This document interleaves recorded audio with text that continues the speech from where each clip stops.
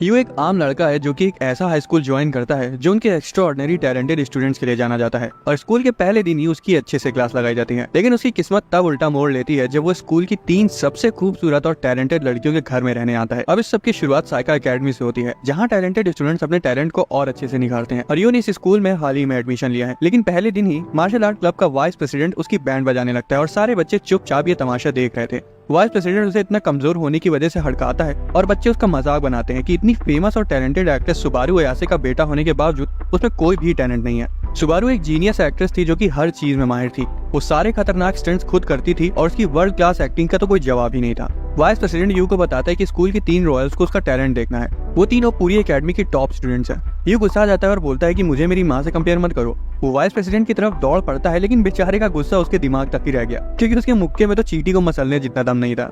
Vice president उसे एक ही मुक्के में उड़ा फेंकता है। सभी बच्चे ये देखकर शॉक्ड हो जाते हैं कि इतनी महान एक्ट्रेस का बेटा असल में कैसा है। लेकिन दूसरी तरफ यू को इस चीज की आदत लग चुकी थी। अचानक से वो उठता है और वाइस प्रेसिडेंट की तरफ अपनी कातिलाना निगाहों से देखते हुए कहता है कि जो जितना मीडियोकर होता है उतना ही टैलेंट के पीछे पगलाया रहता है। वाइस प्रेसिडेंट तो एक सेकंड के लिए उसके लुक्स में खो सा जाता है, लेकिन फौरन उसे रियलाइज होता है कि यू को सिर्फ उसकी माँ के लुक्स मिले हैं, टैलेंट तो उसमें रत्ती भर का नहीं है।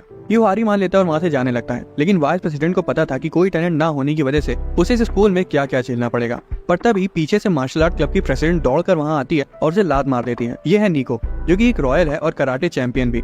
उसी वक्त बाकी दोनों रॉयल भी वहाँ आ जाती हैं, जो कि थी मीवा, स्कूल की टॉप परफॉर्मिंग स्टूडेंट, और शोगी मास्टर। शोगी को तुम लोग एक तरह का जापानीज चेस मान सकते हो। तीसरी थी कजुकी, आर्ट डिपार्टमेंट की सबसे अच्छी स्टूडेंट और थिएटर क्लब की बेस्ट एक्ट्रेस। यू तो कांपने लगता है कि ये तीनों रॉयल्स यहाँ क्या कर रही हैं। कजुकी उसके पास आती है और जब उसे पता चलता है कि वो बिना किसी टैलेंट का एक आम स्टूडेंट है, तब वो यू को बताती कि उसके लिए इस जैसे टैलेंटेड स्कूल में कोई जगह नहीं है। उनकी गलतफहमी को दूर करने के लिए यू तुरंत अपनी एप्लीकेशन दिखाता है, जिसमें लिखा था कि वो तो इस स्कूल की जनरल एजुकेशन ज्वाइन कर रहा है। हालांकि उन तीनों को तो अंदाजा ही नहीं था कि वो क्या है, क्योंकि वो हमेशा से स्पेशल एजुकेशन लेती आई हैं। उनकी फिजूल की नौटंकी देखने के बाद यू अपनी क्लास की ओर जाने लगता है, लेकिन निको उसे रोकती है और झाड़ू पोछा देते हुए बोलती है कि चलो काम पे लग जाओ बेटा। यू खौड़िया जाता है और गुस्से में बोलता है कि मैं तुम्हारा नौकर नहीं हूँ। पर निको बताती है कि ये रूल्स हैं, जो भी मुकाबला हारता है उसे ही डोजो साफ करना पड़ता है। निको कहती है कि चाहे हाथ से साफ करो या फिर चाट के साफ करो, लेकिन फ्लोर पूरा चमकना चाहिए। यू तो गुस्से से बावला हो जाता है, क्योंकि पहले तो बेचारे को बिना उसकी मर्जी के लड़वाया गया और अब जबरदस्ती उसे साफ सफाई भी करवा रहे हैं। जब सारे स्टूडेंट्स शाम को ट्रेनिंग करने आते तब डोजो इतना चमक रहा था जैसे कि वो कभी गंदा ही ना हुआ हो। एक फ्लैशबैक में दिखाया जाता है कि जब यू छोटा था तब वो सिर्फ एक ही चीज चाहता था कि लोग उसे सुबारू अयासे का बेटा माने। उसने बहुत कोशिश की, लेकिन उसकी एक्टिंग स्किल सिर्फ वहां तक ही पहुंच पाई जहां तक मेरी दोस्त की हाइट। वो नहीं रह गया बेचारा। जब यू ने अपनी माँ को एक्टिंग करते हुए देखा तब उसने रियलाइज किया कि वो एक जीनियस है, अपनी कला में माहिर, और उनके मुकाबले में वो कुछ नहीं। फिर भी उसने हार ही नहीं मानी और दूसरे फील्ड में अच्छा होने का ट्राई करता रहा, लेकिन धीरे धीरे उनके बीच की दूरियां बढ़ती गईं। अचानक से उसकी माँ बहुत ज्यादा बीमार पड़ गई और तब उसे रियलाइज हुआ कि वो उनसे कितना ज्यादा दूर हो गया है, जबकि वही उसका सब कुछ थी। हॉस्पिटल के दिनों में उसने देखा कि वो अपनी पुरानी मूवीज को बार बार देखती थी। क्लियरली वो एक्टिंग से अभी भी प्यार करती थी। कोइंसिडेंटली उसका और उनका एक ही ड्रामा फेवरेट था, जिसमें उन्होंने एक खुशहाल परिवार में मॉम का रोल प्ले किया था। वो यू से पूछती है कि उसे शो में सबसे ज्यादा क्या पसंद है, जिस पर वो बताता है कि उसे वो वाला सीन सबसे अच्छा लगता है जिसमें वो सभी साथ बैठकर खाना खाते हैं। उसकी माँ बताती कि उन्हें भी वही सीन सबसे ज्यादा पसंद है। इस वक्त यू को जाके पता चलता है कि इतना टैलेंट होने के बावजूद भी उन्हें असल में सिर्फ एक प्यारा और खुशहाल परिवार चाहिए था, जैसा कि उस शो में था। लेकिन इससे पहले कि वो उनकी इस ख्वाहिश को पूरा कर पाता, वो इस दुनिया को छोड़कर चली गई और उसके लिए एक नोट छोड़ गई कि एक खुशहाल परिवार बनाना। यू को भले ही अभी ना पता हो कि वो ये कैसे करेगा, लेकिन वो पूरी कोशिश करने के लिए तैयार है ताकि जो चीज वो मिस कर चुका है उसे फिर से जी सके। वो उस घर में पहुंच जाता है जहां उसे अब से रहना होगा, और वो चौंक जाता है क्योंकि वो घर नहीं बल्कि एक पूरी हवेली थी। खैर, जैसे ही वो अंदर जाके अपना लगेज रखने जाता है, एक लड़की उसको फ्लाइंग किक मार देती है, सोच कर कि वो एक चोर है, और वो लड़की और कोई नहीं बल्कि निको मिका दोनों है। यू बोलता है कि वो चोर नहीं है और निको बोलती है कि तो फिर साबित करो। अचानक वो फिसल के जमीन पर फैल जाती है। यू से फ्लर्ट करता है कि तुम तो मेरे प्यार में इतनी जल्दी गिर गई, और वो कुछ बोल पाती उससे पहले यू उसके सिर पर टॉवल फेंक कर उसके बालों को पोंछने लगता है। जब उसे रोकने की कोशिश करती है तब वो उसे थोड़ा सा अपने पास खींच लेता है, जिससे वो शांत हो जाती है। तभी बाकी दोनों भी वहां आ जाती है और तुरंत यू को घेर कर उसे सवाल जवाब करने लगती हैं। लेकिन यू तो खुद ही कंफ्यूज था कि ये तीनों रॉयल्स यहाँ क्या कर रही हैं। तभी अंकल मिका दोनों का कॉल आता है, जिनका वो घर था। वो उसकी माँ के अच्छे दोस्त थे और उन्होंने ही यू की आगे की पढ़ाई का जिम्मा उठाया है। वो बताते कि ये तीनों उनकी बेटियां हैं और यू से कहते हैं कि वो उनके साथ बॉन्डिंग करे। यू को याद आता है कि कैसे उसकी माँ ने कहा था कि एक खुशहाल परिवार बनाना, और वो सोचता है कि क्या अब मुझे इन तीनों जीनियस लड़कियों के साथ फैमिली बनानी होगी। असलियत तो ये है कि ये तीनों बहनें सुंदर तो बहुत हैं, लेकिन इनके साथ रहना इम्पॉसिबल। वो तो उनके लेवल का भी नहीं है, तो वो पहले उनकी रिस्पेक्ट लिस्ट से बाहर हो गया है। इंट्रो के बाद अपना सामान रखते वक्त यू धोखे से कजुकी की अंडरवियर पर पैर रख देता है, लेकिन कजुकी बिजली की रफ्तार से उसे वहां से उठा लेती है। तभी यू को रियलाइज होता है कि उन तीनों ने पूरे घर को कूड़ेदान बना रखा है। एक हफ्ते से बर्तन नहीं धुले और वो बदबू मार रहे हैं। बर्तन साफ करने की ड्यूटी कजुकी की थी, लेकिन वो बहाना बना देती है कि वो बिजी थी। यू नोटिस करता है कि उसने ट्राई तो किया था, लेकिन तंग आकर प्लेट ही तोड़ डाली। मीवा को कपड़े धुलने थे, लेकिन वो बोलती कि कजुकी के कपड़े इतने ज्यादा थे कि वो धुल ही नहीं पाई। हालांकि यहाँ भी यू नोटिस करता है कि उसने अपने हाथ पर रिमाइंडर लिख रखा था, जिसका मतलब उसने भी ट्राई किया था। निको को घर की सफाई करनी थी, लेकिन वो तो उल्टा उसी की इंसल्ट करने में लग गई, और जितनी देर वो उसका मजाक उड़ा रही थी उतनी देर में ही यू ने पूरा हॉल चमका दिया। ऊपर से वो फ्लर्टी चेहरा बना के कहता है कि अगर वो तीनों चाहें तो वो घर का सारा काम भी कर सकता है। वो तीनों तुरंत उसकी नजरों से दूर होकर आपस में बात करने लगती हैं। अगले दिन छुट्टी थी, इसलिए यू डिसाइड करता है कि वो थोड़ी देर और सोने के बाद तीनों बहनों के लिए नाश्ता रेडी करेगा, लेकिन वो निको की मार्शल आर्ट प्रैक्टिस की वजह से उठ जाता है। हॉल में वो देखता है कि मीवा कंप्यूटर में शोगी खेलने में बिजी और पागलों जैसा बिहेव कर रही है, और कजुकी पता नहीं कौन सी जड़ी बूटी का जूस निकालने में लगी हुई है। वो कजुकी से पूछता है कि वो क्या कर रही है, जिस पर वो बताती है कि ये उनका मॉर्निंग रूटीन है।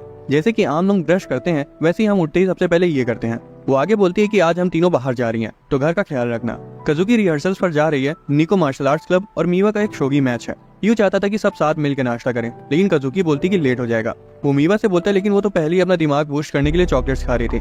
जब वो उसे बुलाने जाता है, तब मीवा को इतना इंटेंसली फोकस देखकर उसे अपनी माँ की याद आ जाती है। यू रोज सुबह उठ के अपनी माँ के लिए खाना बनाता था, लेकिन वो हर वक्त जल्दी में रहती थी और कभी नहीं खाती थी। वो सिर्फ पहले से बनी मील्स खाती थी। यू समझ नहीं पाता था कि आखिर जीनियस लोग सोचते क्या है। ट्रेनिंग के बाद निको देखती है कि टेबल पर नाश्ता रखा है। उस लजीज खाने को देखकर उसकी लार टपक पड़ती है, लेकिन जब यू उसे खाना ऑफर करता है तब वो साफ मना कर देती है और बोलती है कि इसमें प्रॉपर न्यूट्रिशंस नहीं है। यू पूछता है ऐसा क्यों, तब वो बताती कि एथलीट्स को अपना खाना कंट्रोल करना पड़ता है। एक अच्छा एथलीट वही होता है जो खाने को उतना ही तवज्जो दे जितना वो ट्रेनिंग को देता है। कजुकी भी कड़वा काढ़ा सिर्फ इसलिए पीती है ताकि उसकी आइडल इमेज और फेस का ग्लो बना रहे। मीवा में मीठी चीजें अपने दिमाग को अच्छे से चलाने के लिए खाती है। तीनों बहनें जल्दीबाजी में घर से निकलती हैं। यू ने रोकता है और बताता है कि वो कुछ भूल रही हैं। तीनों हड़बड़ा जाती है और अपने बैग्स को खंगाल मारती हैं, लेकिन उनके पास तो सब कुछ था। असल में यू को सिर्फ इतना कहना था कि सब अपना ध्यान रखना। तीनों डिसअपॉइंट हो जाती कि उसने सिर्फ इतना कहने के लिए उनका कीमती समय बर्बाद कर दिया। दरवाजे पर तो तीनों अपना मुंह मोड़ के चली गई, लेकिन उसकी वो सिंपल सी लाइन की अपना ध्यान रखना निको को इतना इफेक्ट करती है कि उसका चेहरा खुशी से लाल पड़ जाता है। बल्कि बाकी दोनों बहनें भी ऐसा ही फील करती हैं, क्योंकि उन्हें कभी किसी ने इतने प्यार से सी ऑफ नहीं किया था। तीनों के जाने के बाद अंकल मिका दोनों को कॉल आता है, ये पूछने के लिए कि यू का पहला दिन कैसा गया। वो बताते कि काम ज्यादा होने की वजह से वो ज्यादा विजिट नहीं कर पाएंगे, इसलिए यू को ही तीनों के साथ अकेले रहना होगा। वो ये भी कहते हैं आगे जाके इन तीनों को एक प्रोडिजी होने की वजह से काफी मुश्किलों का सामना करने पड़ेगा। मैं चाहता हूँ कि तुम इनके साथ रहो, ताकि जब कठिन समय आए तब तुम उनका सहारा बन सको। कुछ ही दिनों में बड़ी बहन कजुकी का एक बहुत मुश्किल ऑडिशन आने वाला है। बीच वाली निको को फिर से नेशनल चैंपियनशिप में विनिंग स्ट्रीक मेंटेन करनी है, और छोटी बहन मीवा का एक शोगी टाइटल मैच आने वाला है। तुम्हारे और उनके बीच दूरियां कम करने का यही सबसे अच्छा मौका है। कॉल कटने के बाद यू सोचता है कि क्या वो उन तीनों को हैंडल कर भी पाएगा या नहीं, क्योंकि वो किसी भी फील्ड में तीनों के आसपास भी नहीं है। अगर उन तीनों में से किसी को भी हार का सामना करना पड़ा तो वो तीनों टूट जाएंगी, क्योंकि उसे पता है कि फेलियर क्या होता है। इसलिए वो डिसाइड करता है कि उन तीनों के साथ बैठकर खाना खाएगा, ताकि उन्हें अच्छे से समझ सके। निको सबसे पहले घर आती है और वो अभी भी यू के साथ रहने की यूज्ड टू नहीं हुई है, इसलिए वो उसे देखते ही चिल्ला पड़ती है। यू चाहता है कि वो उसका बनाया हुआ खाना टेस्ट करे, लेकिन निको सोचती है कि वो इतनी आसानी से उसे कन्विंस नहीं होने वाली। उसे लग रहा था कि यू हार ही मान जाएगा, लेकिन वो तो और जोश से कुकिंग करने लगा। यू ने बहुत सारी कुकिंग बुक्स खरीदी थी ताकि वो उन तीनों के लिए एथलेटिक डाइट प्रिपेयर कर सके। वो प्रॉमिस करता है कि वो उन तीनों के लिए ऐसा खाना बनाएगा जैसा उन्होंने कभी नहीं खाया होगा। फिर भी निको कहती कि वो बेकार ही इतनी मेहनत करे, क्योंकि बचपन में शहर के टॉप शेफ्स का बनाया हुआ खाना भी उन्हें पसंद नहीं आता था। सिर्फ वही कंट्रोल करती कि वो क्या खाएंगी, फिर चाहे वो पैकेट का ही खाना क्यों ना हो, ताकि वो हमेशा बेस्ट शेप में रह सकें। फिर भी उसका मन नहीं मानता और निको चेक करने आती है कि उसने हारी मानी या नहीं, लेकिन वो तो तब दंग रह जाती है जब वो टेबल पर रखे फुल न्यूट्रिशियस खाने को देखती है, जो कि देखने से लग रहा था कि उसे स्पेसिफिकली एक एथलीट के लिए प्रिपेयर किया गया है। यू ने बहुत बारीकी से हर न्यूट्रिशन को निको की शारीरिक जरूरतों के हिसाब से एक न्यूट्रिशनिस्ट से कंसल्ट करके बनाया था।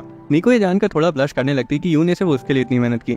जब निको उसका खाना खाती तो उसके स्वाद की तारीफ करते थकती नहीं है, और वो इमेजिन करता है कि उसने पहली बिल्ली को टेम कर लिया है। मीवा छुप छुप कर उस खाने को देखकर लार टपका रही थी, और जब वो नीचे आती है तब यू उसे भी अपने झांसे में ले आता है कि उसने जो खाना बनाया उसमें ऐसी चीजें पड़ी हैं जो उसके ब्रेन को बूस्ट कर देंगी। मीवा खाने को मान जाती है और निको को रियलाइज होता है कि उसने मीवा के लिए भी अलग से खाना बनाया है। खाते वक्त वो दोनों बातें करती है कि कितना समय हो गया उन्हें साथ बैठकर खाए हुए। थोड़ी देर में कजुकी भी वहाँ आ जाती है और दोनों को साथ बैठकर खाना खाते देख सरप्राइज हो जाती है। यू कजुकी को भी बोलता है कि उसने उसके लिए भी ऐसा खाना बनाया है जिसे खाकर वो सिनेमा की रानी मुखर्जी बन जाएगी, लेकिन कजुकी उसे तुरंत मना करके अपने कमरे में जाने लगती है। निको यू का साथ देती कि साथ में बैठकर खाने में क्या बुराई है, लेकिन कजुकी साफ कह रही थी कि साथ बैठकर खाना खाना उसके लिए नहीं है, और यू मन में सोचता है कि इस बिल्ली को समझाना थोड़ा मुश्किल का काम है। यू का दिल टूट जाता है और निको को उसके लिए बुरा लग रहा था। उसे पता था कि यू ने वो खाना बनाने के लिए कितनी मेहनत करी थी, इसलिए वो उसके हाथ से खाना ले लेती है और खुद खाने लगती है। हालांकि तभी यू उसे डरावनी टोन में कहता है कि अगर उसने कजुकी के लिए बनाया हुआ खाना खाया तो उसकी कैलोरीज रिकमेंडेड अमाउंट से बढ़ जाएंगी और वो मोटी हो जाएगी। इससे नीको गुस्सा आ जाती है कि वो तो सिर्फ उस पर तरस खा रही थी। हालांकि यू उसे एश्योर करता है कि चिंता करने की कोई जरूरत नहीं है, वो उसकी कैलोरीज को ट्रैक करेगा। नीको ये सुनकर टमाटर की तरह लाल हो जाती है। 3 दिन बीत जाते हैं और यू स्कूल जाना शुरू कर देता है। यू इस सोच में पड़ा था कि वो कजुकी को कैसे मनाएगा। वो फैसला करता है कि सबसे सही तरीका उसे सीधा जाकर बात करना है। वो उसके पास जाता है और कजुकी तो रोज की तरह अपनी फैन से घिरी हुई थी। यू उसके सामने आकर उसे ग्रीट करता है, लेकिन कजुकी के हिसाब से यू जैसा इंसान उससे बात करने के लायक नहीं है। यू कहते हैं तुम बहुत मतलबी हो, मुझे बस एक मौका देकर तो देखो, तुम्हें जो चाहिए वो मैं तुम्हें दूंगा। कजुकी कहती कि ये सब क्या कह जा रहे हो, एक बार घर चलो फिर तुम्हें बताती हूँ। सारी लड़कियां पागल हो जाती हैं और पूछती कि क्या वो दोनों डेट कर रहे हैं। अब यू नीको की हेल्प लेने जाता है कजुकी के करीब आने के लिए, लेकिन जब वो उसे आवाज लगाता है तब नीको को सुबह की याद आ जाती है जब वो उसके सामने शर्मा गई थी। उसके दोस्त यू के पास दौड़ कर आते कि वो नीको से इतना फ्रेंडली कैसे हो रहा है, लेकिन नीको खुद ही गुस्से से फट पड़ती है, इसलिए वो भागकर छोटी बहन मीवा के पास जाने का डिसाइड करता है। इस दौरान मीवा क्लास में अकेली बैठी अपने फोन में शोगी खेल रही थी। वो सुनती कि आगे बैठी लड़कियों को मैथ के किसी क्वेश्चन में दिक्कत हो रही है, तो वो आसानी से उन्हें उसका आंसर बता देती है, लेकिन हैरान होने की जगह वो डर कर वहाँ से उठ के चली जाती हैं। जब यू क्लास में घुसता है तो देखता है कि बाकी दोनों बहनों से बिल्कुल उल्टा मीवा के आसपास कोई नहीं है। यू सीधा जाकर उसे पूछ लेता है कि क्या वो उसे साथ लंच करेगी, लेकिन वो साफ मना कर देती क्योंकि वो नहीं चाहती थी कि यू उसे खाते हुए देखे। हालांकि यू भी जिद्दी था, वो पूरे कॉरिडोर में उसका पीछा करने लगा। आखिर वो दोनों थक जाते हैं और मीवा हारी मान लेती है। यू नोटिस करता है कि मीवा क्लास में किसी से बात नहीं करती। मीवा कहती कि वो लोग बेतुकी बातें करती हैं, मैं तो एक रॉयल हूँ और उनसे अलग हूँ। यू उसकी हालत अच्छे से समझ पा रहा था क्योंकि वो भी एक रॉयल है। मीवा चिढ़ जाती कि वो कैसे रॉयल हुआ। यू बताता कि वो रॉयली इडियट है, रॉयली कमजोर है और रॉयली बौना भी है। मीवा उसकी बेवकूफी भरी बातों को सुनकर एक प्यारी सी स्माइल देते हुए उसे पागल बोलती है। शांत होने के बाद वो दोनों लंच करते हैं और मीवा बताती है कि कजुकी के करीब आने के लिए उसे उसके फेवरेट खाने के बारे में जानना पड़ेगा। मीवा को याद आता है कि जब कजुकी 3 साल की थी तो वो चाहती थी कि उनकी माँ उसके लिए अलग से स्पेशल खाना बनाए। उस वक्त वो काफी खुश रहा करती थी और यू तो डर ही जाता है कि उसकी मेमोरी कितनी ज्यादा स्ट्रॉन्ग है। शाम को घर पे यू कुछ स्पेशल बनाने का सोचता है कि तभी कजुकी आती है और यू के सामने बेहोश होकर गिर जाती है। कजुकी बोलती है अरे मुझे कुछ नहीं हुआ, मैं तो बस थोड़ी सी थक गई हूँ, लेकिन उसका माथा इतना गर्म था कि मीवा का हाथ जल गया उसे छूते ही। यू उसके लिए दलिया बना के लाता है, लेकिन वो सबको कमरे से भगा देती है, ये कहते हुए कि उसे उनकी मदद की जरूरत नहीं है। असल में कजुकी बहुत शर्मिंदा थी कि वो अपनी हेल्थ का ध्यान खुद नहीं रख सकती। अगले कुछ दिनों तक यू उसके लिए कई सारी डिशेस बनाता है, लेकिन कजुकी हर एक को रिजेक्ट कर देती है और कहती है कि ये सब बेकार है, जिससे यू बौखला जाता है। आखिर वो सीधा उसके कमरे में घुस जाता है और इस बार जब वो उसे कमरे से बाहर निकालने जाती है तब वो उसके ऊपर ही गिर जाती है। यू कहता है कि अगर ऐसे ही चलता रहा तो वो अपनी रिहर्सल्स मिस कर देगी। वो सजेस्ट करता है कि वो उसका एक्टिंग पार्टनर बनेगा जब तक वो ठीक नहीं हो जाती। फिर वो नौटंकी करता है कि आखिर मैं बेटा भी तो महान एक्ट्रेस सुबारू का हूँ जिसने अपना डेब्यू 2 साल की उम्र में ही कर लिया था। कजुकी को एक पल के लिए लगता है कि शायद वो सच में बहुत अच्छी एक्टिंग करता होगा, लेकिन जब वो डायलॉग बोलना शुरू करता है तो वो तुरंत उसे कमरे से बाहर निकाल फेंकती है। हालांकि वो हार ही नहीं मानता और हर रोज उसके साथ प्रैक्टिस करने आता है और वो बार बार उसे रूम से भगा देती है। बचपन से लेकर अभी तक सभी लोग कजुकी की तारीफ करते हैं कि वो एक प्रोडिजी है। वो हर बार लोगों की उम्मीदों पर खरी उतरी है, तो हारी मान लेने का तो कोई सवाल ही पैदा नहीं होता। इसलिए उसे जल्दी से जल्दी ठीक होना पड़ेगा ताकि वो रिहर्सल्स रिज्यूम कर सके। रात में जब वो पानी पीने के लिए नीचे आती है तो देखती कि यू सिर्फ उसका एक्टिंग पार्टनर बनने के लिए पूरी रात जागकर उसके ड्रामास देख रहा है। उसकी मेहनत कजुकी के दिल को छू जाती है, लेकिन उसकी एक्टिंग अभी भी कचरा थी। प्रैक्टिस तो वो बहुत तगड़ी करता था, लेकिन जब वो कजुकी के सामने परफॉर्म करता था तो पूरे सीन का कबाड़ा कर देता था। उसी रात के बाद से कजुकी के यू के बारे में थॉट्स बदल गए, क्योंकि वो मेहनत तो बहुत करता था लेकिन परफॉर्मेंस में थोड़ी गड़बड़ी कर देता था। इसलिए अगले दिन वो उसे फिर से मौका देती है। शुरुआत में तो वो रोज की तरह फिर से हक देता है, लेकिन कजुकी के हल्का सा पुश करने के बाद वो 14 सालों में पहली बार इमोशंस के साथ परफॉर्म कर पाता है। कजुकी को रियलाइज होता है कि वो बुरा लड़का नहीं है और उसे थोड़ी सी जलन भी होती कि वो एक छोटी सी लाइन से इतना इमोशनल हो गया। अब उसे जल्द से जल्द स्टेज पर जाना था, इसलिए वो हारी मान जाती है और यू का बनाया हुआ खाना खाने को राजी हो जाती है। यू बहुत एक्साइटेड हो जाता है, लेकिन वो शर्माते हुए बोलती कि इतना उछलो मत, मेरी एक शर्त भी है। फिर वो एकदम से बेड पर जाके चादर लपेट कर लेट जाती है ताकि होने वाली एम्बैरेसमेंट के लिए खुद को तैयार कर सके। हिम्मत जुटाने के बाद वो यू को बताती कि उसे गाजर, मशरूम और बैंगन बिल्कुल पसंद नहीं है। यू बौखला जाती कि इतने दिनों से उसकी सारी मेहनत सिर्फ इसलिए बर्बाद जा रही थी कि वो 2 साल की बच्चों की तरह सब्जियां खाने में नखरे दिखाती है। अगली सुबह कजुकी यू का बनाया हुआ खाना खा लेती है, जिसे देखकर दोनों बहनें सहम जाती कि ये हमारे साथ बैठ कर खाना कैसे खा रही है। कजुकी कहती है जब तक इसमें गाजर नहीं तब तक मुझे इसे खाने में कोई प्रॉब्लम नहीं है, लेकिन यू उसके कान में आके चुपके से कहता है कि गाजर तो मैंने घिस के डाली है इसमें, जिससे वो बहुत ज्यादा एम्बैरेस हो जाती है। यू काफी खुश था कि इतनी मुश्किलों के बाद आखिरकार उसने तीनों बिल्लियों को अपनी कुकिंग के जरिए टेम कर लिया।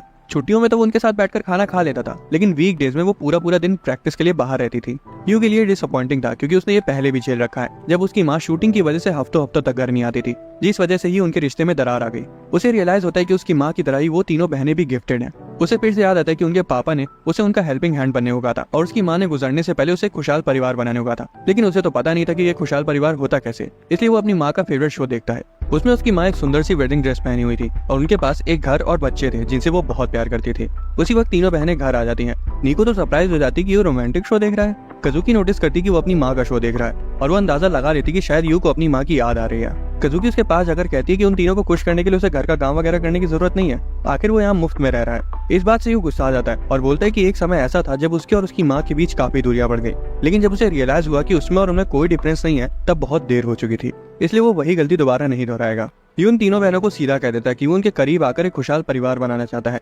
जिससे तीनों शॉक्ड हो जाती हैं। निको कहती है कि वो जितना सोच रहा है उतना आसान नहीं है। उसी वक्त शो में यू की मम्मी का वेडिंग सीन चल रहा था, जिसे देखकर वो सोचती कि क्या खुशहाल परिवार से यू का मतलब उनसे शादी करना है। वो तीनों तो खुद को वेडिंग ड्रेस में भी इमेजिन करने लगती हैं, लेकिन फिर सोचती कि वो यू जैसे एवरेज और लूजर लड़के के साथ कभी शादी नहीं करने वाली है। तभी यू निको का बर्थडे पूछता है, जिससे वो कंफ्यूज हो जाती है। असल में वो बस इतना जानना चाहता था कि यू से बड़ा या फिर वो यू से बड़ी है, ताकि वो उसे छोटी बहन या बड़ी बहन कहकर बुला सके। ये सुनकर पता नहीं क्यों वो तीनों गुस्से से आग बबूला हो जाती हैं। नहाते वक्त निको सोच रही होती कि यू सच में कितना भोंदू लड़का है। घर में 3 सुंदर लड़कियां हैं जिनका उससे कोई सगा रिश्ता नहीं है, और वो पूछ रहे कि छोटी बहन बड़ी बहन कौन होगी। अचानक से उसे यू के चीखने की आवाज आती है और वो भाग कर जाती है देखने के लिए कि क्या हुआ। पता चलता है कि यू को ब्रेकफास्ट के लिए सैंडविच बनाना था, लेकिन वो ब्रेड लाना ही भूल गया। निको कहती है इतनी सी बात के लिए तुम इतनी तेज चिल्लाए। यू से डांटता है कि तुम फिर से टॉवल लपेट कर आ गई, ठंड लग जाएगी ना तुम्हें। वो शर्मा जाती है और वहाँ से जाने लगती है कि तभी मीवा पीछे से आ जाती है और पूछती कि तुम्हारा चेहरा लाल क्यों है, पिछली बार भी तो यू ने तुम्हें टॉवल में देख रखा है, कहीं तुम्हारा कोई चक्कर वगैरह तो नहीं चल रहा यू के साथ। निको तुरंत चिल्लाकर उसे चुप करा देती है। तभी यू मीवा को उसके फोल्ड किए हुए कपड़े देता है और धोखे से उनका हाथ टच कर जाता है। वो उसे नीचे गिरा देती है और बोलती कि इन्हें ढंग से फोल्ड करो। यू बौखला जाता है क्योंकि उसे लग रहा था कि वो सिर्फ उसे परेशान करना चाहती है। अब मीवा का भी चेहरा टमाटर की तरह लाल हो गया था, तो निको उससे पूछती कि क्या यू उसका भी क्रश है। मीवा पूछती है मेरा भी से तुम्हारा क्या मतलब है, और इसी बात को लेकर दोनों में बहस छिड़ जाती है। उसी वक्त कजुकी भी वहाँ आ जाती है और उन दोनों को यू जैसे लड़के के पीछे लड़ते हुए देखकर चिढ़ाने लगती है। यू कहता है तुम बिल्कुल सही टाइम पर आई, मेरी हाइट थोड़ी छोटी है तो क्या तुम इसे ऊपर वाली शेल्फ पर रख दोगी। हालांकि जैसे ही वो उसे प्यार से थैंक यू बोलता है तब वो भी शर्म से लाल हो जाती है और फौरन मुंह मोड़ लेती है, लेकिन मुंह भी उसने उस तरफ मोड़ा था जिस तरफ मीवा और निको थी, और वो उसे भी उनकी तरह शर्माते हुए देख लेती हैं। अब तीनों लड़ना शुरू हो जाती है, इसलिए यू को उनके बीच आकर पूछना पड़ता है कि आखिर वो तीनों बहस किस लिए कर रही हैं। ये सुनकर तीनों चिढ़ जाती है और अपने अपने कमरे में चली जाती हैं। यू की नजर वहाँ पहले कबाड़ पर जाती है और तब वो आग बबूला हो जाता है। यू को ये रियलाइज होता है कि असलियत में उसकी माँ के शो जैसी फैमिली बनाना आसान नहीं है, लेकिन जब पहली बार सबने साथ में बैठकर खाना खाया था तब उसे बहुत अच्छा लगा था। इसलिए उन बहनों को करीब लाने के लिए अगर उसे थोड़ी और मेहनत भी करनी पड़े तो कोई गम नहीं। अचानक सफाई करते वक्त उसे उन तीनों की बचपन की फोटो मिलती है। उनकी मुस्कुराती हुई तस्वीर को देखकर वो इमेजिन करता है कि वो तीनों उस वक्त कितनी खुश होंगी। लेकिन अब ऐसा क्या हुआ कि वो इस तरह की खूंखार बिल्लियों में तब्दील हो गई, जो कि एक दूसरे को देखते ही काटने को दौड़ती हैं। यू उनसे एक एक करके पूछता है, लेकिन तीनों में से कोई भी मानने को तैयार नहीं थी कि वो फोटो उससे वहाँ छूटी है। यू को समझ आ जाता है कि तीनों में से एक तो झूठ बोल रही है, और जिसे वो फोटो वहाँ छूटी है वो अभी भी चाहती है कि चीजें वैसी हो जाएं जैसी पहली थी। अगले दिन स्कूल जाने से पहले वो बताती कि वीकेंड में तीनों को कंपटीशन के लिए शहर से बाहर जाना पड़ेगा, इसलिए उसे घर में अकेले रहना होगा, सारा काम खुद करना होगा, जो कि वो ऐसे भी करता ही था। उसे समझ भी आता है कि वो तीनों प्रोडिजी हैं, तो उनका शहर से बाहर आना जाना तो लगा ही रहेगा। स्कूल में यू चेक करता है कि वो तीनों कहाँ जा रही हैं, और उसे एक दमदार आइडिया आता है। उस रात वो तीनों के लिए दूध गर्म करता है और उन्हें बताता है कि उसने उनके लिए एक फेमस होटल बुक कर दिया है ताकि उन्हें कोई दिक्कत ना हो। तभी मीवा कहती कि इसका मतलब उसे फिर से होटल का बोरिंग खाना खाना पड़ेगा। ये पूछता है क्या इसका मतलब तुम्हें मेरे हाथ का खाना पसंद है, पर वो तुरंत मना कर देती है। बाकी दोनों बहनें भी सेम यही बात सोच रही थी, लेकिन वो लकी है कि उनका दिमाग मीवा के मुंह से धीरे चलता है। अगले दिन शोगी चैंपियनशिप में मीवा की अपोनेंट को अगला मूव चलने के लिए बहुत सोचना पड़ता है, लेकिन उसके चलते ही मीवा को गेम खत्म करने में 1 सेकंड नहीं लगता। जजेस मीवा के एक्स्ट्राऑर्डिनरी टैलेंट को देखकर काफी इंप्रेस थे, लेकिन मीवा सेटिस्फाइड नहीं थी क्योंकि उसकी अपोनेंट बहुत कमजोर थी। होटल जाते वक्त रास्ते में उसे दूर से चेरी ब्लॉसम फेस्टिवल दिखाई देता है, जिससे उसकी पुरानी यादें उभर के आने लगती हैं, लेकिन अब वो सब उसके लिए कोई मायने नहीं रखता। रात में मीवा यू के बुक किए होटल में जाती है, तब कजुकी को वहाँ चेक इन करते हुए देखकर शॉक हो जाती है। वो एक दूसरे से पूछती कि वो यहाँ क्या कर रही है, कि तभी निको भी उसी होटल में आ जाती है। उनको रियलाइज होता है कि वो तीनों अपने कंपटीशन के लिए एक ही शहर में आए हैं। तभी यू वहाँ टपक पड़ता है और कहता है कि बहनें होने के बावजूद उन्हें ये तक नहीं पता है कि वो सेम शहर में कंपटीशन के लिए आई हैं। फिर वो बताता है कि वो सभी एक ही रूम में रहेंगी, और जब वो पूछती है कि ऐसा क्यों, तब वो बताता है कि ताकि खाली समय में वो एक दूसरे के साथ अपनी बॉन्डिंग को स्ट्रॉन्ग कर सकें।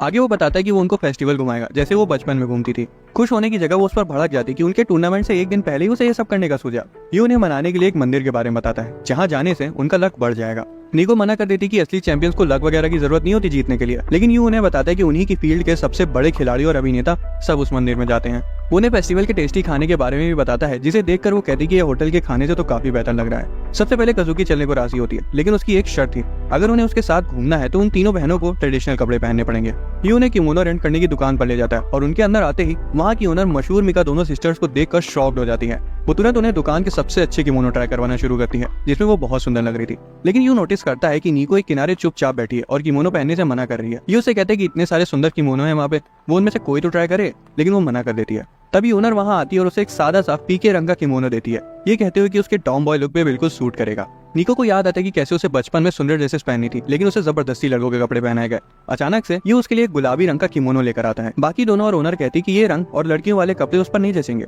लेकिन यू कहता है ऐसा नहीं है, निको इसमें बहुत खूबसूरत लगेगी। जो बात निको को छू जाती है और वो उसे ट्राई करने को मान जाती है। जब वो ड्रेसिंग रूम से बाहर आती है तब सबका मुंह खुला का खुला रह जाता है कि वो कितनी खूबसूरत लग रही है। फिर वो फेस्टिवल में जाते हैं और वहाँ पहुंचते ही काजुकी को लड़कियों का एक झुंड घेर लेता है। सभी उसकी एक्टिंग की तारीफ कर रही थी। इस दौरान यू और बाकी दोनों उससे बिछड़ जाती हैं। यू तो बौखला जाता है कि ये समय काजुकी को अपनी बहनों के साथ बिताने के लिए था। हालांकि जब वो देखता है कि काजुकी अपनी फैंस के साथ कितनी खुश है तो वो उसे डिस्टर्ब नहीं करता। उसी वक्त हम एक लड़की को देखते हैं जो उन्हीं लड़कियों के साथ थी, लेकिन काजुकी की फैन नहीं थी और उसे देखकर चिढ़ रही थी। वो वहाँ से चली जाती है, लेकिन चलते चलते उसकी स्लीपर्स टूट जाती हैं और वो गिरने वाली थी। लेकिन काजुकी एक राजकुमार की तरह उसे बचा लेती है और पूछती क्या तुम ठीक हो। फिर वो सबके सामने उसे गोदी में उठाकर ले जाती है और सारी लड़कियां वो देखकर सोचती थी कि काश उसकी जगह वो होती। काजुकी उसे बैठा देती है और वो उसे थैंक्स बोलती है, पर जैसे वो वहाँ से जाने लगती है उसे कोई झाड़ियों में खींच लेता है। वो चिल्लाती कि किसकी इतनी हिम्मत हुई, तब वो और कोई नहीं बल्कि अपना यू था, जो कि उसे खाना देता है और चाहता था कि वो भी फेस्टिवल को अच्छे से एंजॉय करे। काजुकी कहती है खाना अपने पास ही रखो, तो हमेशा मुझे खाना दिखाकर बहला नहीं सकते। तभी वो एक बैंडेड निकालता है और कहता है कि मैंने देखा था कि तुम टाइट सैंडल्स की वजह से थोड़ा लड़खड़ा के चल रही थी। काजुकी कहती है कि तुम इतनी देर से मुझे छुप छुप कर देख रहे थे, कितने क्रीपी हो तुम। हालांकि यू उसकी बात नहीं सुनता और सीधा बैंडेड लगाने के लिए उसका पैर खींच लेता है। उसके पैर पे लगी चोटों को देखने के बाद यू को बहुत बुरा लग रहा था कि उसे इतनी चोटें होने के बावजूद एक लड़की को उठा के चलना पड़ा। उसे डांटते कि तुमने किसी की मदद क्यों नहीं मांगी, लेकिन काजुकी कहती कि मैं तो उन लड़कियों की प्रिंस चार्मिंग हूं ना, मैं उनसे कैसे बोलती। ये उसका लॉजिक सुनकर हंसने लगता है और कहता है कि प्रिंस को भी कभी कभार प्रिंसेस बनने का पूरा हक है। फिर वो बोलता है चलो अपना पैर लाओ और हैरानी से उसे दे भी देती है और ये उसके पैर पे बैंडेड लगाता है। इस दौरान मीवा और निको मछली पकड़ने का गेम खेल रही थी, जिसमें निको एक भी मछली नहीं पकड़ पाती। उसी वक्त यू और काजुकी वहां जाते हैं और दोनों बहनें काजुकी को अजीब सा मास्क पहने हुए देखकर हंसने लगती हैं, लेकिन उन्हें बताता है कि उसने ये इसलिए पहना है ताकि लड़कियां उसके पीछे न पड़े। यू और काजुकी भी उन दोनों के साथ बैठकर वो गेम खेलने लगते हैं, ये देखने के लिए कि कौन सबसे ज्यादा मछलियां पकड़ता है। मीवा काजुकी को चिढ़ाती है कि तुम मास्क पहने ही रहना, वैसे भी तुम्हारे चेहरे पर हमेशा गुस्सा ही चढ़ा रहता है। कुछ ही राउंड्स में तीनों फॉर्म में आ जाती हैं और अब यू उनका मुकाबला नहीं कर सकता, लेकिन वो ये मौका देखकर वहां से उठकर चला जाता है ताकि वो उनके लिए तब तक अगला गेम सोच सके। वो फेस्टिवल के इवेंट में जाता है जिसमें कंटेस्टेंट्स को लोटस रीफ पर चल के पूरे तालाब को पार करना होगा और जो एक कर लेगा उसे कभी ना हारने का लक मिल जाएगा, और मंदिर की सुनहरी मूर्ति के साथ एक फोटो भी, जो कि बचपन में तीनों बहनों ने ली थी। यू इसे जीतना चाहता था क्योंकि वो जानता है कि इन तीनों के लिए कितना खास होगा। जैसे ही कंपटीशन शुरू होता है एक बंदा पानी में गिर जाता है और उन्हें रियलाइज होता है कि कुछ लोटस लीव्स डूब भी रही हैं। एक एक करके सारे लोग गिरते रहे। उन्हें देखकर वहाँ का इवेंट ऑर्गेनाइजर हंस रहा था और सोच रहा था कि कैसे एक बार 3 बहनों ने कितनी आसानी से पूरे तालाब को पार कर लिया था। जब यू की बारी आती है तो वो भी पानी में गिर जाता है, लेकिन वो बाकी लोगों की तरह नहीं था जो कि जल्दी हारी मान रहे थे। यू हारी नहीं मानता और इतनी बार ट्राई करता है कि वहाँ के लोग सोचने लगते कि कहीं ये पागल वागल तो नहीं हो गया है। 1 घंटा बीत जाता है और बारिश शुरू हो जाती है, लेकिन यू अभी भी नहीं हारी मानता। ऑर्गेनाइजर तो ये तक कह देते कि हम तुम्हें जीता वो घोषित कर देंगे क्योंकि सब जा चुके हैं, लेकिन वो किसी की भीख में दी हुई जीत नहीं लेना चाहता था। वो इमेजिन करते कैसे पहले उन तीनों ने साथ में एक दूसरे की मदद करके वो कंपटीशन जीता होगा। इसी विश्वास के साथ वो फिर से भागता है, लेकिन इस बार वो किसी पत्ती में नहीं गिरता और सीधा तालाब को पार कर जाता है। ऑर्गेनाइजर उसे जीत की बधाई देते हैं और कहते हैं कि आप फोटो खींच लो, लेकिन ये उनसे रुकने को बोलता है और उन तीनों को बुलाने चला जाता है। हालांकि बाहर निकलते उसे पता चलता है कि बारिश की वजह से फेस्टिवल बंद कर दिया गया है और उसके सिवाय वहाँ कोई नहीं है। उसे रियलाइज होता है कि इस बार उससे गड़बड़ी हो गई। वो तो उनको मजे कराने लाया था, लेकिन पूरे समय खुद ही में डूबा रहा। उसे याद आता है कि वो तो यहाँ आना भी नहीं चाहती थी, उसने ही उनका समय बर्बाद किया। तभी अचानक से वो तीनों छाता लेकर उसके सामने आ जाती और छाते से उसे अच्छे से ढक देती ताकि वो भीगे ना। वो कहते मुझे यकीन नहीं हो रहा तुम लोग मुझे छोड़ के नहीं गई। वो बोलती कि अब वो इतनी भी गैर गुजरी नहीं है। काजुकी उसे याद दिलाती कि वो उन्हें यहाँ लेकर आया था तो उसे अपनी ड्यूटी पूरी करनी चाहिए। यू ये सुनकर फिर से खुश हो जाता है। तीनों बहनें उसे भीगे हुए देखकर एक साथ अपना छाता ऑफर करती हैं और तीनों शर्मा जाती कि उन तीनों को एक ही चीज चाहिए कि वो यू के साथ एक ही छाते के नीचे चल सकें। वो रॉक पेपर सीजर्स खेलने का डिसाइड करती है, जिसमें जो भी हारेगा उसे यू के साथ अम्ब्रेला शेयर करना पड़ेगा, लेकिन अंदर ही अंदर सबको हारने का मन था। आखिर में निको हार जाती है। जब वो उसके साथ चल रही थी तब उसका दिल इतनी जोरों से धड़क रहा था कि उसे लग रहा था कि कहीं वो निकल के बाहर ना आ जाए। होटल में तीनों ओपन बात में आती हैं। निको उस पल को याद कर रही थी जब वो यू के साथ चल रही थी और सोचती है कि उसका दिल इतनी जोरों से क्यों धड़क रहा था। निको अचानक से अपने ब्रेस्ट के साथ खेलने लगती है, जिसे देखकर वो दोनों शॉक हो जाती हैं। उन्हें लगता है कि निको उन्हें बड़ा करना चाहती है ताकि यू को सोने के लिए एक आरामदायक जगह मिल सके। उन दोनों को बेचारी पर तरस आ रहा था कि इस चीज में तो बेचारी उनसे कभी मुकाबला नहीं कर पाएगी। बात से निकलने के बाद वो यू को देखती जो कि शायद कुछ ढूंढ रहा था और अभी भी कीचड़ में लिपटा हुआ था। जब वो पूछती कि वो क्या कर रहा था, वो बताता है कि उन्हें अच्छा एक्सपीरियंस देने के चक्कर में वो इतना बिजी हो गया कि अपने खुद के लिए रूम बुक करना ही भूल गया। वो उनसे कहते हैं कि चिंता करने की कोई बात नहीं है, वो तो कहीं भी सो जाएगा, और बाय बोलकर वहाँ से जाने लगता है। लेकिन काजुकी उसे रोक लेती है और अगले सीन में वो उनके कमरे में होता है। तीनों बहनें एग्री करती कि वो ऐसी उसे सड़क पर सोने के लिए तो छोड़ नहीं सकती, खासकर अब जब वो उसके साथ इतने दिनों से रह रही है। यू उन्हें थैंक्स बोलता है और बताता है कि उसे नहाने जाने के लिए एक बाथरूम की जरूरत पड़ेगी। वो काजुकी के पास जाके पूछता है और उसे इतना नजदीक देखकर वो शर्मा जाती है। फिर मीवा उसके लिए बाथरूम ढूंढने की कोशिश करती है और जब वो उसके पास आता है तब वो भी ब्लश करने लगती है। निको क्लोजेट में चेक करती है और यू देखता है कि ऊपर एक स्पेयर रोब रखा है। निको छोटी थी इसलिए वहां तक पहुंच नहीं सकती थी, इसलिए यू उसे उठाता है। निको को तो उसके इतना पास होने की वजह से उसे गले लगाने का मन कर रहा था। जब यू नहाने चला जाता तब तीनों पगला जाती कि अगर ऐसे ही चलता रहा तो वो खुद को रोक नहीं पाएंगी। उस रात यू के वहां होने की वजह से तीनों में से कोई नहीं सो पा रही थी, लेकिन खुद को दिलासा दे रही थी कि वो तो बस कॉम्पिटिशन को लेकर एक्साइटेड है। इस दौरान यू तो काफी खुश था कि उन्होंने खूब मजे किए और दोबारा आखिर में उसने उनकी साथ में उसी स्टैचू के साथ फोटो भी ले ली। शुरू में तो वह स्माइल नहीं करी थी, लेकिन जब वो पेड़ से टकरा के और भी गया तो वो हंसने लगी और उसने उसी वक्त उनकी परफेक्ट फोटो क्लिक कर ली। वो खुश था कि उसने उनकी पुरानी फोटो को रिक्रिएट कर दिया, लेकिन जब उसे अपने बैग से चेक करने के लिए निकालता है तब वो उसमें नहीं होती। उसकी जगह यू को एक नोट मिलता है जिसमें लिखा था कि उस फोटो की असली मालकिन ने वो वापस ले लिया। हालांकि यू बिल्कुल दुखी नहीं था, क्योंकि अब उसे पता था कि उन तीनों में से एक तो है जिसे सच में खुशी है कि उन्होंने साथ में ट्रिप करी। यही सोचते सोचते वो सो जाता है। अचानक से तीनों बहनें उठ जाती है और कहती देखो इसको हमारी नींदें उड़ाकर खुद कितने चैन से सो रहा है। फिर वो पूरे दिन को याद करने लगती है कि कैसे यू ने निको के लिए गुलाबी रंग का फूलों वाला किमोनो सेलेक्ट किया था, जैसा कि उसे बचपन में पसंद था। निको कहती हाँ ये तो सच है, और ये भी सच है कि कैसे यू ने काजुकी को उसके फैन से अलग कर उसकी खुद की खुशी के लिए कुछ करवाया। मीवा उन दोनों की बातें सुनकर हंस रही थी, लेकिन वो उसे याद दिलाती कि वो तो एक बूंद भी नहीं बदली है। बचपन से ही फेस्टिवल में उसे सारे गेम खेलने होते थे, जबकि वो किसी में नहीं जीती और काजुकी को उसकी छुप छुप कर मदद करनी पड़ती थी। वो कंफ्यूज हो जाती कि वो अचानक से इस तरह से बातें कैसे करना शुरू कर दी। काजुकी बोलती कि कैसे वो एक ही घर में रहने के बावजूद एक दूसरे से कितना डिस्टेंट रहती हैं। तीनों अपने अपने कामों में बिजी। उन्हें रियलाइज होता है कि यू का उनको साथ लाने का गोल पूरा हुआ। हमें पता चलता है कि वो फोटो मीवा के पास है, जो कि बहुत खुश है कि वो तीनों फिर से एक साथ वैसे ही मजे कर पाई जैसे वो बचपन में करती थी, फिर चाहे ये एक ही रात के लिए क्यों ना हो। और इस सब की वजह यू है।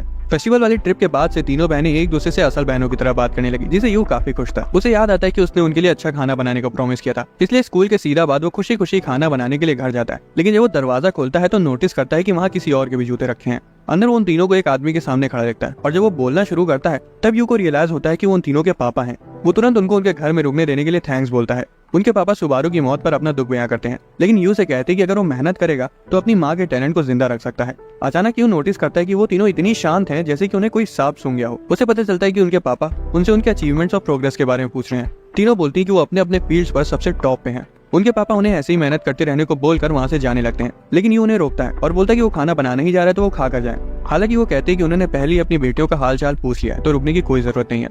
फिर वो फेस्टिवल वाले मास्क को नोटिस करते हैं और यू खुशी से बताते हैं कि कैसे वो और बाकी दोनों साथ में फेस्टिवल गए थे। वो पूछते हैं कि ये किसका आइडिया था, जिस पर वो बताता है कि ये उसी का आइडिया था। वो चाहता था कि तीनों बहनें अपने बचपन को एक बार फिर से जी सकें और उस लगी स्टैचू के साथ फोटो खिंचवा सकें। अपनी बेटियों की खुशी में खुश होने की जगह वो यू के पास आते हैं और बोलते हैं कि उनकी बेटियों को फालतू के लक वगैरह की जरूरत नहीं है जीतने के लिए। फिर वो बताते हैं कि उन्हें पता है कि यू खुद कितना निकम्मा है, उसमें कोई टैलेंट नहीं है और वो किसी काम का नहीं है। अपनी माँ के नाम पे कलंक लगाने के सिवाय उसने जिंदगी में कुछ हासिल नहीं किया है। वो मास्क तोड़ देते हैं और कहते हैं कि उसके जैसे टैलेंटलेस लड़के के लिए उनके घर में कोई जगह नहीं है। वो यू के कंधे पर हाथ रखते हैं और उसे कस के दबाते हैं, ये जताते हुए कि वो नहीं चाहते कि वो वहाँ रुके, लेकिन वो उसे निकलने के लिए कह पाते उससे पहले ही लड़कियां तुरंत उनके बीच में आ जाती है। वो बताती है कि भले यू के पास कोई टैलेंट नहीं है, लेकिन वो घर का ध्यान इतने अच्छे से रखता है जितना कोई नहीं रख सकता। उनके पापा ये मानने को तैयार ही नहीं थे कि उनकी बेटियां ऐसे टैलेंटलेस लड़के के साथ रहना चाहती हैं। वो शर्माते हुए बोलती हैं कि वो यू को अपनी जिंदगी में चाहती हैं, क्योंकि उसकी ही वजह से वो अपने गेम में टॉप परफॉर्मिंग रहेंगी। और ये सारी बातें यू के दिल को छू जाती हैं। अपनी बेटियों की बातें सुनने के बाद वो यू को वहाँ रहने देने के लिए मान जाते हैं, लेकिन उन तीनों से साफ कह देते हैं कि वो सिर्फ अपने कैरियर पे ध्यान दे और ये किसी भी तरह के आलतू फालतू फेस्टिवल और फर्जी की चीजों पे अपना समय बर्बाद ना करें। जब वो चले जाते तब यू उन्हें खाना खाने को कहता है, लेकिन नीको मना कर देती है, ये कह कर कि आज की बातों से उनका पेट भर गया है। एक हफ्ते बाद यू फिर से वहीं आ गया था जहाँ से उसने शुरू किया था, और अब उसे समझ आ गया था कि वो तीनों बचपन से इतनी टैलेंटेड नहीं थी, बल्कि उस खोसट बुड्ढे ने उन्हें ऐसा बनने पर मजबूर किया। यू तो अभी भी यही सोच रहा था कि वो तीनों अपने खुद के पापा के सामने कितनी बुझी बुझी सी लग रही थी। इस दौरान नीको अपनी मार्शल आर्ट ट्रेनिंग कर रही थी, काजुकी एक्टिंग और मीवा शोगी खेल रही थी। जब उनके खाने का समय होता है तब मीवा यूकी के बनाई हुई पुडिंग को याद करती है और दुखी हो जाती है। दूसरी तरफ बाकी दोनों भी यू के बनाए हुए खाने को बहुत मिस कर रही थी।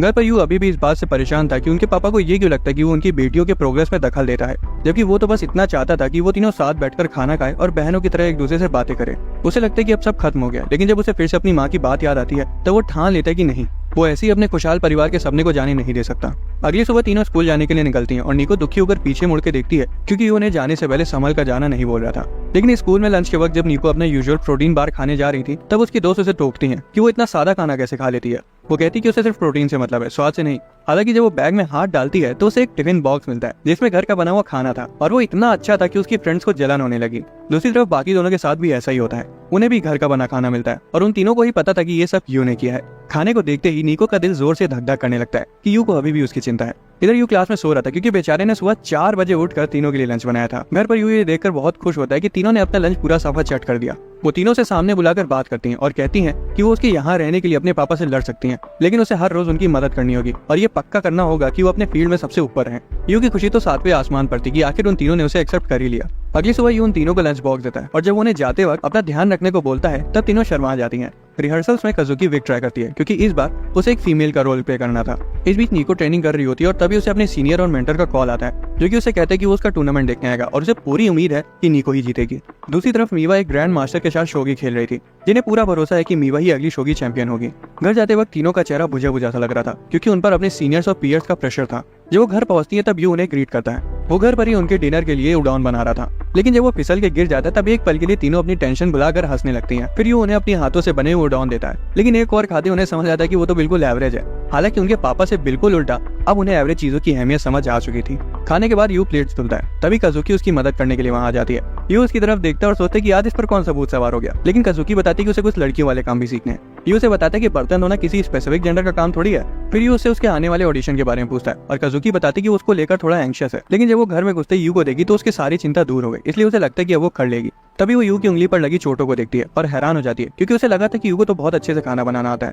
यू से बताता है कि वो कोई कुक वगैरह थोड़ी है, उसे तो ढंग से चाय भी नहीं बनानी आती थी। ये तो उसके एफर्ट्स हैं जिससे खाना अच्छा बनता है। तभी अचानक से उससे प्लेट नीचे गिर जाती है, लेकिन वो टूटती नहीं क्योंकि उसने सारी प्लेट्स हार्ड प्लास्टिक से बदल दी थी। फिर यू प्लेट्स कबर्ड में रखने जाता है, लेकिन थकान के मारे चक्कर खा के गिर जाता है। उसकी नाक से खून आने लगता है और जब कजुकी उसे उठाने भागती है तब वो भी चॉपस्टिक से फिसल के नीचे गिर जाती है और दोनों एक दूसरे को धोखे से किस कर देते हैं। कजुकी फौरन उठ जाती है और यू तो सन्न रह गया था। होश में आती वो तुरंत उससे माफी मांगते कि ये बस एक एक्सीडेंट था। हैरानी से गुस्सा होने की जगह कजुकी एकदम शांत थी। वो कहती है कोई बात नहीं, ये बस एक छोटा सा हादसा था और कुछ नहीं, और इतना कहकर वो अपने रूम में वापस चली जाती है। यू कजुकी की मैच्योरिटी से काफी इंप्रेस था और सोच रहा था कि कजुकी को किससे थोड़ी ना कोई फर्क पड़ा होगा क्योंकि वो तो एक एक्ट्रेस है और उसे तो लोगों को किस करने की आदत पड़ चुकी होगी। लेकिन बेचारे को ये नहीं पता था कि ऐसा बिल्कुल नहीं है। अगले दिन नीको कजुकी को टीवी खोलने को कहती है, लेकिन जब कजुकी उसमें एक कपल को किस करते हुए देखती है तब तुरंत उसे ऑफ कर देती है और वहाँ से चली जाती है। फिर वो मीवा को यू की बनाई हुई पुडिंग खाते हुए देखती है। मीवा उसे भी पुडिंग ऑफर करती है कहते हुए कि वो बिल्कुल एक मीठी किस की तरह लग रही है, और इधर भी किस सुनते ही कजुकी तुरंत अपने रूम में भाग जाती है और कल को याद करके बहुत ज्यादा शर्मा जाती है।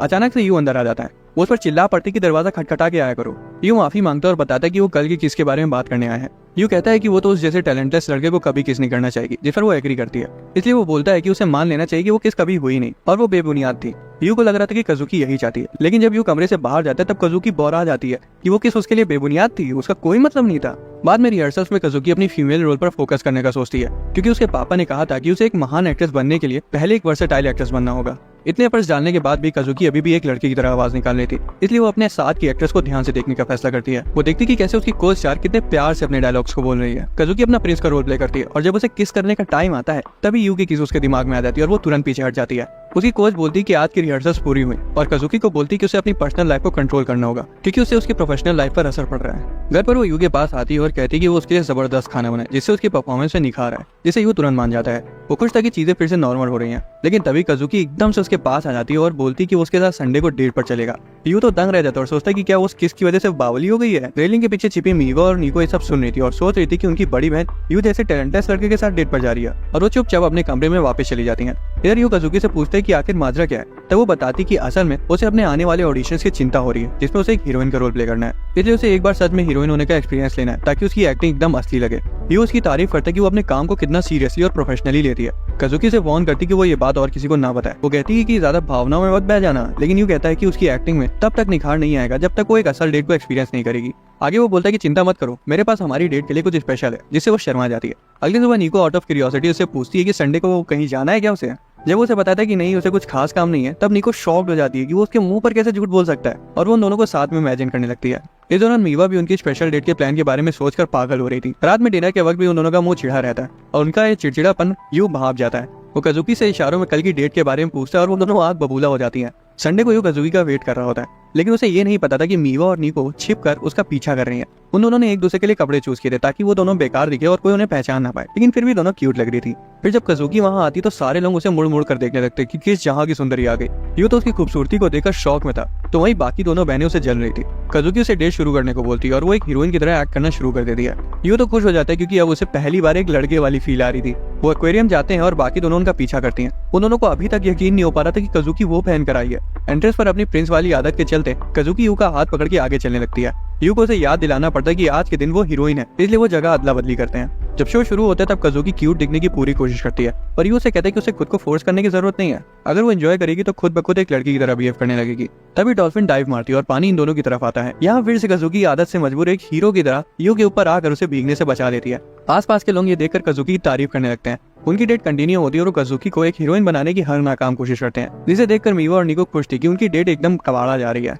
बाद में यू टॉयलेट जाता है और कज़ुकी अपनी परफॉर्मेंस को लेकर ओवरथिंक करने लगती है और सोचती कि उसने तो यू को भी डिसअपॉइंट कर दिया जो कि इस डेट को लेकर कितना एक्साइटेड था। तभी एक अनजान लड़का वहां आता है और उसकी खूबसूरती की तारीफ करने लगता है और उसे उसकी एजेंसी ज्वाइन करने का ऑफर करता है। कज़ुकी रिजेक्ट करने की कोशिश करती है लेकिन लड़का बार बार इंसिस्ट कर रहा था। वो जबरन उसका हाथ पकड़ लेता है और उसी वक्त अपना यू वहां आकर लड़के का हाथ झटक देता है और तीखी नजरों से लड़के से बोलता है कि वो उनकी डेट को बेकार कर रहा है। हालांकि लड़का अभी भी उनका पीछा किए जा रहा था कि कज़ुकी को उसकी एजेंसी ज्वाइन कर लेनी चाहिए, वो फायदे में रहेगी। यू का दिमाग खराब हो जाता है और जोर से कहता है कि वो इसलिए नहीं ले सकती क्योंकि वो कज़ुकी से शादी करके उसके साथ बच्चे करना चाहता है। अब उसने तो ये सब अनजाने में चिल्ला के कहा था, इसलिए सब लोग उन दोनों को घूरने लगता है कि वो कितने रोमांटिक हैं। यू चाहता था कि कज़ुकी ये सब भूल जाए, लेकिन तब तक वो कज़ुकी उनके बच्चों के नाम तक सोच चुकी थी और ब्लश कर रही थी कि ने उसके दिल और चैन दोनों चुरा लिया। यू उसका हाथ पकड़ के उसे वहां से ले जाता है लेकिन नोटिस करता है कि उसके हाथ कितने गर्म है। इधर मीवा और निको तो सदमे में थी कि ये कौन से सैयारा का प्लॉट है, ये तो उन्होंने मूवी में नहीं देखा था। वो शॉपिंग करने जाते हैं और रास्ते में दोनों एक दूसरे का हाथ छोड़ने का नाम ही नहीं ले रहे थे। उसी वक्त दो लड़कियां कमेंट करती कि यू कज़ुकी का क्यूट सा छोटा भाई लग रहा है। अब ताकि वो एक रियल डेट लगे इसलिए यू कस कर कपल्स की तरह कज़ुकी का हाथ पकड़ लेता है। कज़ुकी को रियलाइज होता है कि यू ये करने से उसकी फेमिनिन साइड बाहर आ रही है, इसलिए वो भी ग्रिप टाइट कर देती है। दोनों के बीच में कश्मकश चलती रहती है और मीवा और निको को तो अपनी आंखों पर भरोसा ही नहीं हो पा रहा था। फिर वो सिनेमा पहुंच जाते और यू उसे एक रोमांस फिल्म देखने को बोलता है। कज़ुकी पोस्टर को देखती है और उसकी मेन एक्ट्रेस को पहचान लेती है जो कि उसकी सीनियर थी, जिसका भी उसी की तरह एक महान एक्ट्रेस बनने का सपना था। जब वो फिल्म देखती है तब कज़ुकी नोटिस करती है कि उसकी सीनियर बिल्कुल उसी तरह एक्ट कर रही है जैसे कि वो पहले करती थी, एक मेल विलेन की तरह। वो उसको उस फिल्म की हीरोइन के रूप में पोर्ट्रे ही नहीं कर पा रही थी। मूवी खत्म होने के बाद वो बाहर आते हैं और कज़ुकी आसपास के लोगों से सुनती कि फिल्म की लीड एक्ट्रेस की एक्टिंग कितनी कबाड़ा थी, ना तो वो क्यूट थी, ऊपर से मर्दों जैसे बात भी कर रही थी। कज़ुकी सेल्फ कॉन्शियस हो जाती है कि वो तो उसकी सीनियर थी, तब उसे इतना क्रिटिसाइज किया जा रहा है, जब वो मेन स्ट्रीम पर आएगी तब क्या होगा। उधर बेचारे यू को रियलाइज होता है कि उसे कज़ुकी को ये मूवी दिखानी नहीं चाहिए थी। वो सिनेमा से बाहर आते हैं और यू उनकी डेट की आखिरी जगह दिखाता है जो कि एक फेरिस व्हील था। मीवा और निको के हिसाब से फेरिस व्हील पर डेट एंड करने का तरीका बहुत पुराना हो चुका है। तभी दो लड़के वहां से बात करते हुए गुजरते हैं कि जो भी लड़का अपनी डेट को उस फेरिस व्हील पे साथ चलने को पूछता है उनकी शादी तो पक्की हो जाती है। तीनों बहनें सुनकर शॉक्ड हो जाती हैं कि क्या यू सच में कज़ुकी से शादी करना चाहता है। कज़ुकी बहाना मारने की कोशिश करती है लेकिन यू उसे खींचकर अपने साथ ले जाता है। अंदर कज़ुकी का चेहरा टमाटर की तरह लाल था कि यू उसे ऑडिशन पास कराने के लिए क्या क्या कर सकता है। उसे याद है कि कैसे उसने अपना करियर एक मॉडल बनकर शुरू किया था क्योंकि वो लंबी थी। फिर उसने मेन रोल्स की स्टेज एक्टिंग शुरू की जिससे उसको बहुत तारीफें मिली, लेकिन इससे पहले कि उसे पता चलता वो इतनी फेमस हो गई कि लोगों को हमेशा उससे अच्छी ही की उम्मीद होने लगी, जिस वजह से फेल होने का तो कोई चांस ही नहीं था। अब उसके पापा के शब्द उसके कानों में गूंजते हैं कि उसे फीमेल रोल भी करना होगा, लेकिन फेल होने का डर उसके जहन को अंदर ही अंदर खाया जा रहा था। हालांकि आज के दिन के बाद से उसे ठान लिया था कि वो फीमेल रोल प्ले नहीं करेगी ताकि फेल होने की कोई नौबत ही ना आए। तभी वो यू को कांपते हुए देखती है और उसे समझ आता है कि यू को ऊंचाइयों से डर लगता है। यू उसे बताता है कि उसे ऊंचाई से डर नहीं लगता, बस नीचे फ्लोर पर ग्लास होने की वजह से वो थोड़ी सी चिंता में है। तभी वो लोग टॉप पर पहुंच जाते हैं और कज़ुकी को याद आता है कि अब तो वो कन्फेस करेगा। यू खड़ा हो जाता है लेकिन कन्फेशन के बीच में ही बेचारा आधी डायलॉग्स भूल जाता है। वो उसे चुपचाप बैठने को बोलती है, लेकिन उसके इस तरह से फेल होने से कज़ुकी का मन थोड़ा सा हल्का हो जाता है। वो सोचती है कि हर बार फेल होने के बावजूद यू हमेशा ट्राई करता है और उसे इस चीज से जलन होती है। यू कहता है कि वो तो हमेशा ही फेल होता हुआ है, फेल होना भी एक कला है। फिर वो उसके बगल में आके बैठता है और उसे डेट की फोटोज दिखाता है और वो सारी फोटोज तभी की थी जब वो हीरोइन बनने में फेल हो गई थी। हालांकि उन फोटोज में एक बात साफ थी, जब भी वो फेल होती है तब वो रियल लगती है। ये उसे बताता है कि उसे फेल होने से दुख तो होगा, लेकिन उसी वक्त पर उसे वो लोग मिलेंगे जो उसे सच्चे दिल से प्यार करते हैं। ये बातें कज़ुकी के दिल को छू जाती हैं। वो कह तो देती है कि वो बकवास कर रहा है, लेकिन अंदर ही अंदर उसे पता था कि वो सच बोल रहा है। राइड खत्म होने के बाद मीवा और निको तो उन दोनों को इतना खुश देखकर कंफ्यूज थी कि आखिर यू ने ऊपर क्या गुल खिला दिया जो कज़ुकी इतनी खुश लग रही है। फिर वो नदी के किनारे वॉक करने जाते हैं और कज़ुकी बताती कि कैसे उसकी इस डेट की वजह से वो अपनी खामियों को जान पाई। यू बोलता है कि अगर फिर भी वो कभी अटक जाए तो उसे उनकी इस डेट को याद करना चाहिए और कज़ुकी ये सुनकर शर्मा जाती है। मीवा और निको झाड़ियों के पीछे छुपकर ये सब देख रही थी और निको को डर था कि ये सब अब घर में भी होने वाला है। वो दोनों वॉक कर रहे थे और कज़ुकी यू से अपनी नजरें नहीं हटा पा रही थी कि वो एक फेलियर होने के बावजूद उसका पूरा पर्सपेक्टिव बदल कर रख दिया। अचानक से कज़ुकी उसे पकड़ लेती है और किस करने के लिए आगे बढ़ती है। यू, मीवा और निको तीनों घबराने लगती कि वो ये क्या करने जा रही है, लेकिन कज़ुकी उसके कान के पास आती है और बहुत प्यार से कहती है कि वो किस जो उस दिन उसने यू के साथ की थी वो उसकी पहली किस थी और उसके फोटो का स्वाद वो कभी नहीं भूल पाएगी। यू शर्मा जाता है और इधर ये दोनों बावली हो जाती कि दो पलों में ये सब क्या क्या हो गया। कज़ुकी अपना विग उतार के अपने नॉर्मल फॉर्म में वापस आ जाती है और वहां से चली जाती है, ये कह करके अब उसे रिहर्सल्स करनी है। निको और मीवा समझ जाती कि अब कज़ुकी बदल चुकी है और वो भी सिर्फ यू की वजह से। घर पर यू देरी से आने के लिए माफी मांगता है और तुरंत उन दोनों के लिए खाना बनाता है, लेकिन वो दोनों गुस्सा होने की जगह बड़ी प्यार से उसका वेलकम करती है और अंदर ही अंदर सोच रही थी कि काश वो भी उसके साथ ऐसी ही सीक्रेट डेट पर जा पाती। दोस्तों, अगर आपको एक्सप्लेनेशन पसंद आया तो वीडियो को लाइक और चैनल को सब्सक्राइब कर लेना। मिलते हैं अगली वीडियो में।